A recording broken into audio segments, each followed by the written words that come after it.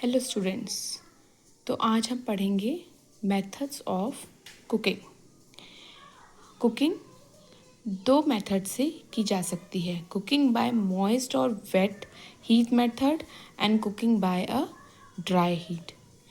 जो वेट या moist method है उसमें boiling, simmering and steaming two type से हो सकती है, डायरेक्ट और indirect, braising, pressure cooking, frying three type से होती है, shallow frying, sautéing and deep frying.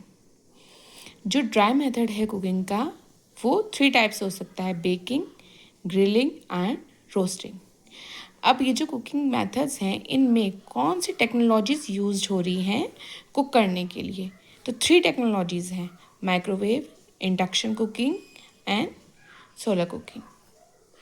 अब फ्रेंड्स आगे हम इसमें पूरी डिटेल पढ़ेंगे कि ये जो मेथड्स ऑफ कुकिंग हैं इनके प्रिंसिपल्स क्या हैं, मीनिंग क्या है, इनके एडवांटेजेस क्या हैं और इसके एग्जाम्पल्स क्या हैं।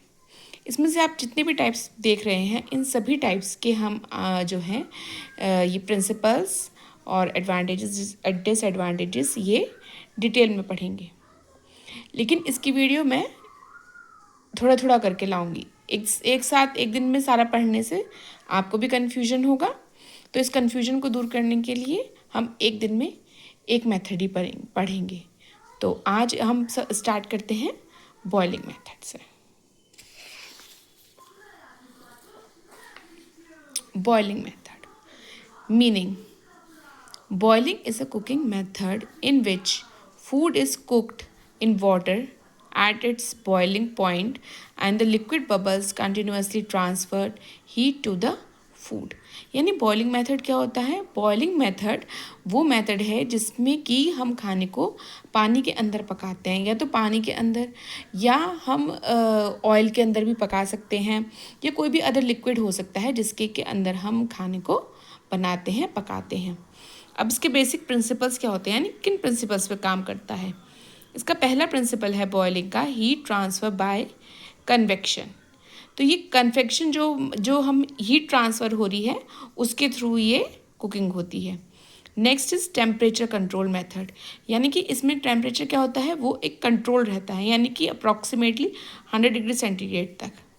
Next is food is fully immersed in water और लिक्विड, यानी जो खाना है वो पूरी तरह से पानी या लिक्विड में, किसी भी लिक्विड में डूबा हुआ होता है।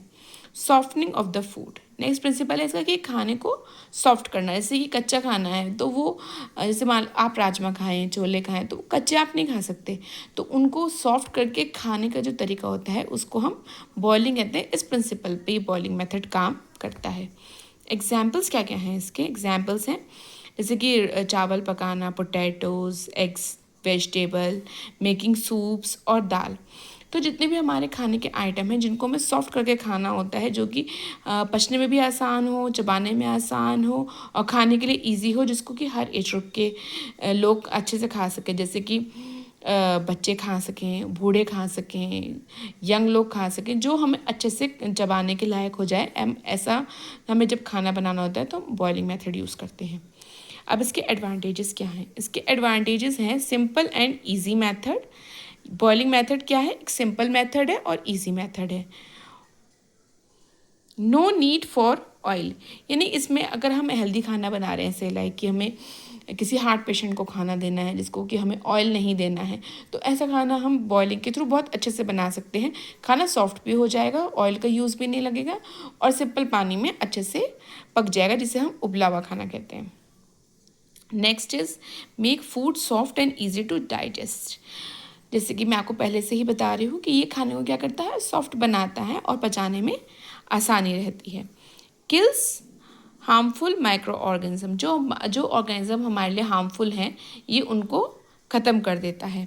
Suitable for patients and children, तो जो पेशेंट्स हैं और जो बच्चे हैं जिनको कि हम ज़्यादा मसालेदार, चटाकेदार और ऑयल वाला खाना नहीं देना चाहते हैं, तो उनको हम क्या करते हैं, उनको कुकिंग बॉइल्ड फूड देते हैं। Next is disadvantages. अब इसके डिसएडवांटेजेस क्या हैं? डिसएडवांटेजेस हैं loss of nutrients, specially vitamin B and vitamin सी।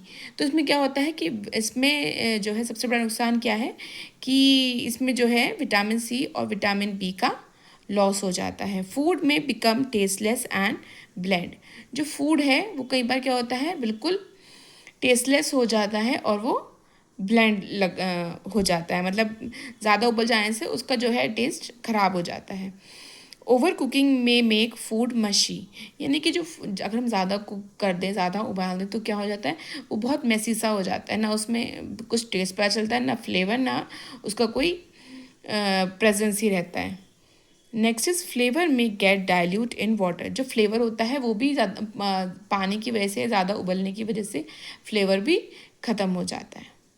ठीक है, तो फ्रेंड्स आई होप आपको ये बॉइलिंग मेथड समझ में आ गया हो। आगे आने वाली वीडियोस में मैंने आपको जो अदर मेथड्स बताए हैं, वो अदर मेथड्स हम आगे आने वाली वीडियो में पढ़ेंगे।